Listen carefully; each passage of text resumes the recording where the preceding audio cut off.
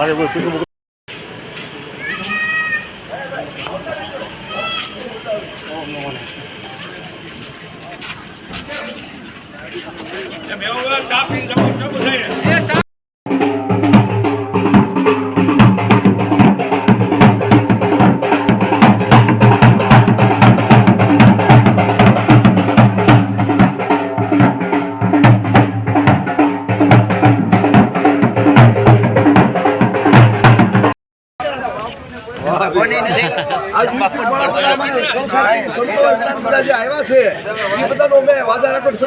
સ્વાગત કરી છે, આવકારી છે અને અમારા નાગરિક માતાજીના મોરે રૂપના સમાચાર સારા સારા પ્રગટ કરો ને વધારે વધારે લાઈક થાય.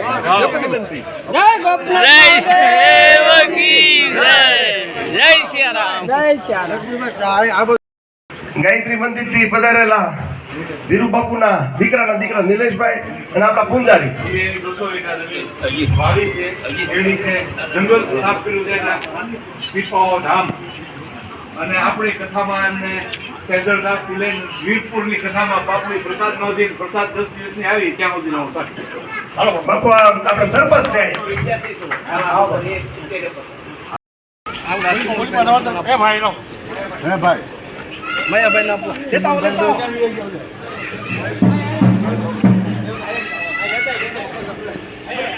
બધા લેતા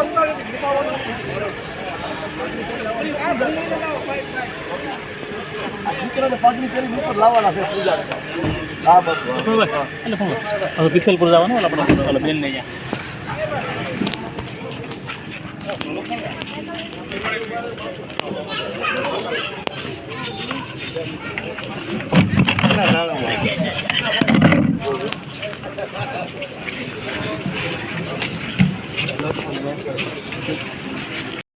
વાજા રાઠોડ વાટેર ક્ષત્રિય સમાજનું મંદિર ને 33 વર્ષ છે. બાપુ અમારે જોધપુર મહારાજ સાહેબના ઓલામાં મૂર્તિ હતી અને બાપુ મારા ફાધર ધારાસભ્ય હતા, મંત્રી હતા, ત્યારે ગોપનાથ પ્રથમ મીટિંગ બોલાવેલી અને ત્યાં ગોપનાથ અમારા ઈષ્ટદેવ છે બાપુ, એના આશીર્વાદથી આ અમારા હાથે હાથ ગામ મંદિર બન્યું અને બધા અમે દશેરાથી બે મોટા સત્ર પૂજન કરી હવન કરીને પાટો મહોત્સવની અંદર યજ્ઞ કરી અને બધા અમારા એક બ્રહ્મચારી ટ્રસ્ટને અમારા લખબીરસિંહ વાજા રાઠોડ હતા, તેમને જમીનનું દ્વારકા જાત્રા કરીને આવેલા ઘણા વર્ષો પહેલા, ત્યારે ઘણી જમીનને દાનમાં આપેલી. એનું ટેચ્યુ ને શિલાન્યાસ ત્યારે ત્યાં ગોપનાથની અંદર મોજૂદ છે બાપુ અને એનું પંચ ધાતુમાં અમે બધા વાજા રાઠોડ ક્ષત્રિય સમાજે એનું ટેચ્યુ બનાવ્યું છે.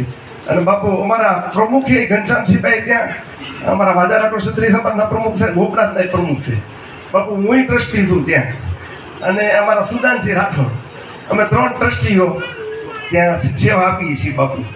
અને બાપુ જેમ મહારાજ સાહેબ સ્ટેટે જે આપણને બધું ઉતારો બધું જે આપ્યું એમ અમારા ગાદીપતિ સીતારામ બાપુની એવી સૂચના હતી કે તમામ વસ્તુ રામકથાની અંદર અર્પણ કરી દેવાની. બધી જમીન 22 રૂમ બધું કોઈ જાતનું બાપુ ટોકન લીધા વિના બધાએ સીતારામ બાપુ એમ કીધું એમ બધું અર્પણ કરી દીધું. અને બાપુ અમારા વિસ્તારની અંદર આવી પછી ગામની અંદર 15 દી વહેલા દિવાળી આવી એવો ઉત્સવ અત્યારે ગોપનાથમાં ખુશખુશાલ છે બાપુ.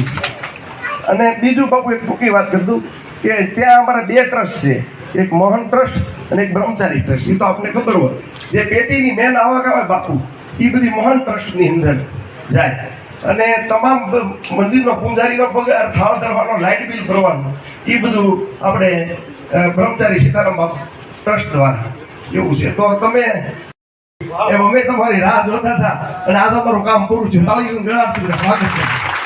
હવે બાપુ આશીર્વાદ આપશે. જય માતાજી, જય સિયારામ. जगदम्बा माता जी की गोपनाथ भगवान की गोपनाथની ધજાની છાયામાં આપણા 7 ગામ માતાજીનું મંદિર આ ક્ષત્રિય ડાયરો મને વધારેમાં વધારે આનંદ એ થયો કે તમે વ્યસન મુક્તિનું આ મંત્ર અને જુવાનો અને બધા જ વ્યસનમાંથી સંસ્કૃતમાં વ્યસનનો અર્થ થાય દુઃખ. વ્યસન એટલે દુઃખ. આપણે વ્યસન હોય એને વ્યસન પણ વ્યસનનું હાથ આપણે વ્યસન એટલે દુઃખને આપણે આમંત્રણ આપીએ છીએ, દુઃખને આપણા ઘરમાં લાવીએ છીએ. એટલે એ મારો રાજીપો છે સાધુ તરીકે કે ગામમાંથી વ્યસનો જતા રહે અને તમામ નાના મોટા બધા હું માતાજીની પાસે વ્રત લઈ એવી માતાજીના ચરણમાં પ્રાર્થના. બાકી ગામની એકતા અને નેકતા કાયમ બની રહે એવી માતાજીની કૃપા આપના ઉપર વધારે ઉતરે એવી હનુમાનજીના ચરણમાં પ્રાર્થના. અને મહંત ટ્રસ્ટ અને બ્રહ્મચારી ટ્રસ્ટ એને અમારા મનોરથી પરિવાર તરીકે અમારે ફૂલની પાંખડી આપવાની. આપે એમાંથી શું કરવું એ તમે તમારું તો મનોરથ હોય પણ એ તો ગોપનાથ પૂરો કરે, આપણું ગજુ નહીં થાય. આપણે તો નાનો એવો જીવ હોય એ તો મોટો શિવ છે. પણ અમે નક્કી કર્યું છે અમારા મનોરથી પરિવાર ભરતભાઈ અને ચિમનભાઈ કેટલું છે 7 લાખનો ચેક અમે ત્યાંથી બ્રહ્મચારી જગ્યા ને 7 લાખનો. આજે મારે બાપુને મળવું હતું પણ બાપુ નથી અહીંયા, બાપુ અપડાઉન કરે ને. પછી એમાંથી તમારે જે કરવું કરજો અને તમારી રીતે એનું સદુપયોગ કરજો. જય સિયારામ. બહુ આનંદ એવાથી ચીમનભાઈ ને લક્ષ્મણભાઈ ને અમારે આપણે ભરતભાઈ બધી બહુ અમારી સરસ બધાની સેવા છે, માયાભાઈની અને બહુ બધું કૃપા છે બાપુ. આજ અમારા આંગણે તમે આવીને અમારી શોભા વધારી. જય માતાજી, બોલો ગોપનાથ મહાદેવ કી જય.